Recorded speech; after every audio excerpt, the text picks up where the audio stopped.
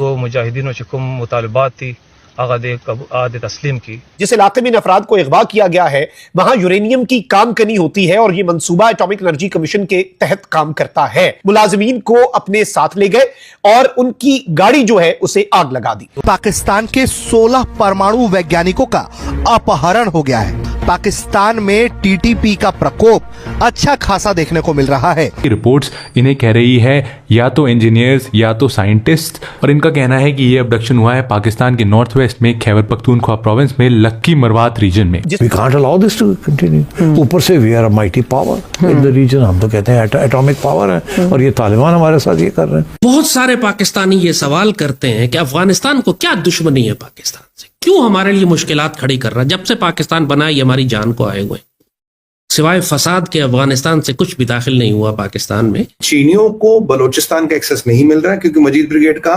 Sanjay sir याद कीजिए, एक स्पेशलाइज्ड ग्रुप है जो केवल चीनियों को मारने का काम करता है। वो ढूंढ रहा चीनी मिल ही नहीं रहे वहां पे, मिल ही नहीं रहे। वो उनका मेरे को वो व्हाट्सएप आया था, कह रहे ये चीनी कहाँ भेज दिया आपने, इतना बोलते चीनी सारे भाग गए। आपकी फॉरेन पॉलिसी की नाकामी का ये आलम है कि अफगानिस्तान जिसको कि इंडिया ने अखंड भारत के नक्शे में शामिल किया हुआ है, उसका जो वजीर खारजा है वो इंडिया के फॉरेन सेक्रेटरी से मीटिंग करता है। आप भीख मांगने जाते हैं और फिर आप कहें यार ये ना करो वो ना करो, क्या बात कर रहे हैं।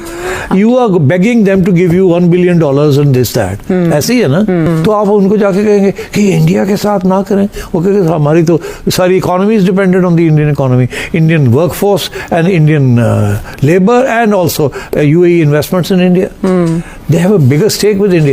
नमस्कार दोस्तों, स्वागत है आपके एक और नए वीडियो में।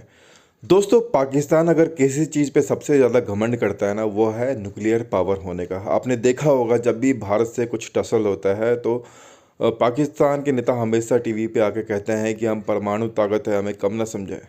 अब दरअसल जिस चीज़ पे वो अकराते हैं, जिस चीज़ पे वो घमंड करते हैं, उसी पर जो तालिबानियों ने हमला कर दिया।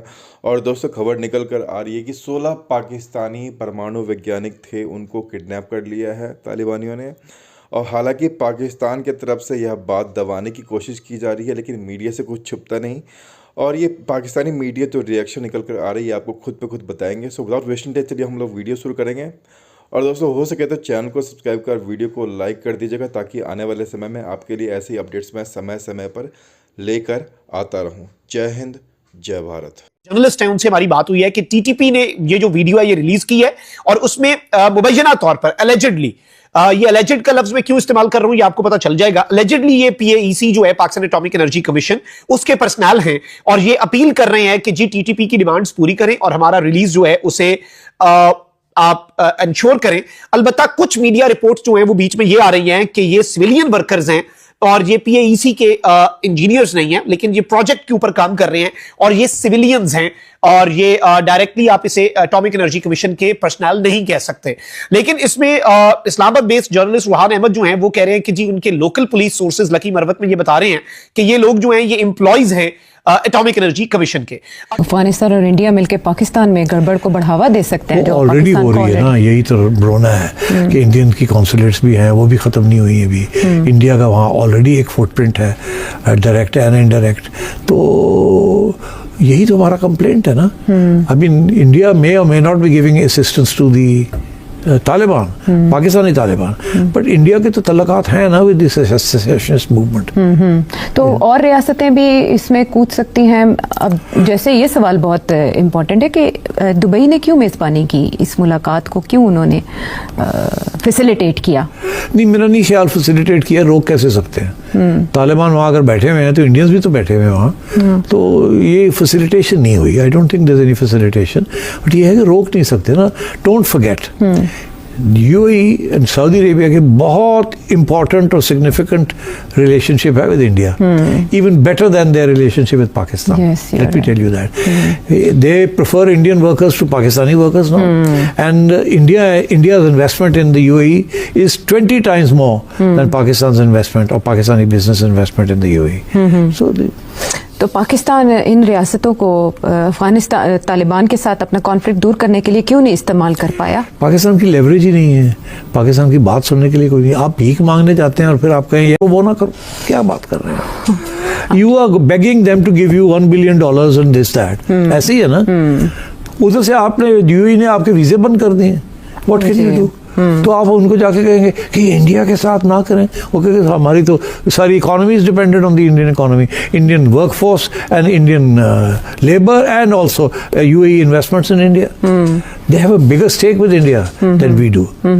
तो पाकिस्तान को अब अपनी खारिजा पॉलिसी को किस डायमेंशन में लेकर जाना होगा, क्योंकि this is the biggest threat Afghanistan की सूरत में? Pakistan foreign policy can not be independent और डायनामिक जब तक आप अपने पाँव पे नहीं खड़े। अगर आप भीख मांगेंगे अपनी सर्वाइवल के लिए तो आपकी कोई फॉरेन पॉलिसी नहीं है। फॉरेन पॉलिसी वो होती है ना जो कि कामयाब हो।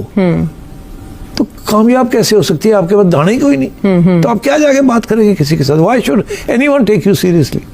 Who are you? आप तो भीख मांगने आए हुए, तो अब आप हमें कह रहे हैं उसको ना मिले उसको ना मिले, नहीं हो सकता।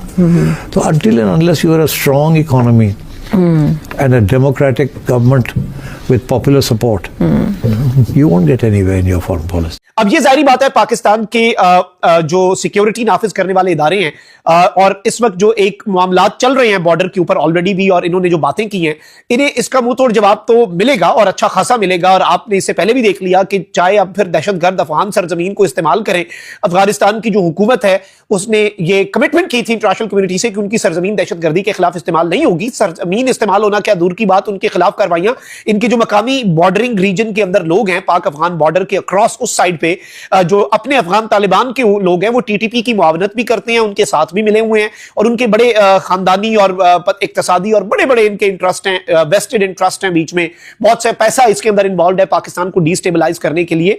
और देयर इज अ रीजन कि भाई इस एक मुद्दे के ऊपर पाकिस्तान के अंदर पॉलिटिक्स भी नहीं होती और ये पाकिस्तान का एक मुश्तरका मामला है। खैबर पख्तूनख्वा की गवर्नमेंट जो है पाकिस्तान तहरीक इंसाफ की, वो भी लगातार राब्ते में रहती है। मिलिट्री लीडरशिप जो है, कोर कमांडर पेशावर से अली अमीन गड्डापुर साहब का कांस्टेंट राब्ता रहता है, क्योंकि ऑब्वियसली ये एक ऐसी चीज है जो सियासत से बालातर है, पाकिस्तान के मुश्तरका मफाद की बात है। और इस हवाले से ये बड़ी तशवीशनाक चीज है। जाहिर बात है कि दिस इज समथिंग कि आपने इस तरह से अटैक किया और ये इनकी दीदा दिलेरी है बिल्कुल। और इस चीज को फौरी तौर पे इसमें बिल्कुल सिक्योरिटी लैब्स और इन चीजों के ऊपर तनकीद भी होनी चाहिए कि सिक्योरिटी जो है वो बेहतरीन प्रोवाइड करनी चाहिए। इवन जो लोकल पुलिस है उसके भी ऊपर सवालिया निशान पैदा होता है, क्योंकि ऑब्वियसली शहरों के अंदर सिक्योरिटी जो है वो पुलिस के जिम्मे होती है। तो जो मकामी पुलिस है, केपी पुलिस है, उसके ऊपर भी सवाल होना चाहिए। इसके साथ ही साथ इसका जवाब जो है वो हमारे सोर्सेज ये बता रहे हैं कि इंशाल्लाह बहुत जल्द आप देखेंगे कि these people will be recovered और ये रिकवर भी होंगे। लेकिन ये खबर हमें हिला के रखने के लिए काफी है, दिल दहलाने वाली खबर है। अल्लाह ताला उनकी हिफाजत करे। जो भी हैं मुबैना तौर पे बताया जा रहा है कि पीएसी के एम्प्लॉइज हैं, नहीं भी हैं, सिविलियन वर्कर्स भी हैं, उस प्रोजेक्ट पे काम करने वाले पाकिस्तानी शहरी हैं। अल्लाह ताला उनकी हिफाजत करे, अल्लाह ताला